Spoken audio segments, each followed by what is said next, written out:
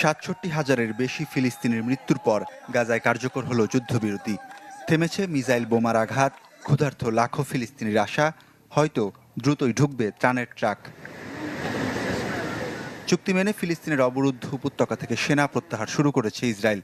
রাফা ও খান ইউনিস থেকে সরিয়ে নেওয়া হয়েছে বেশ কয়েকটি সামরিক ব্রিগেড।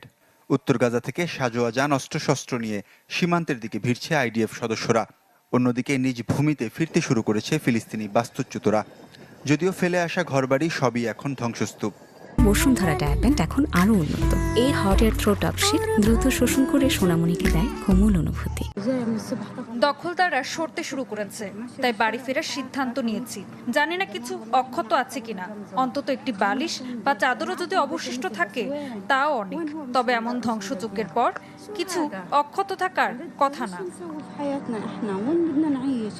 তবে সব এলাকা নয়। যুদ্ধবিরতির প্রথম ধাপে কেবল কিছু এলাকা থেকে সরে যাবে আইডিএফ। উপত্যকার ৫৩% অঞ্চলের নিয়ন্ত্রণ থাকবে তাদের হাতেই। পরবর্তী ২ ধাপে গাজা থেকে সম্পূর্ণরূপে প্রত্যাহার করা হবে ইসরায়েলি বাহিনীকে।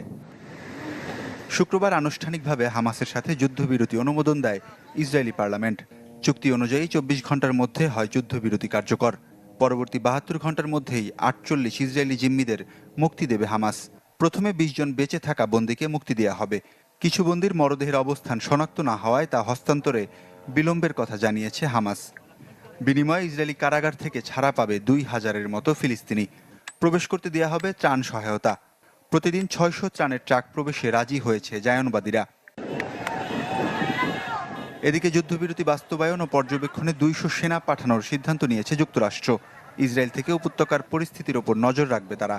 পর্যবেক্ষক দলটিতে মিশর, কাতার, তুরস্ক ও সংযুক্ত আরব আমিরাতের সামরিক কর্মকর্তারাও অন্তর্ভুক্ত থাকবেন। ওয়ালিউল্লাহ ফারুক, চ্যানেল 20।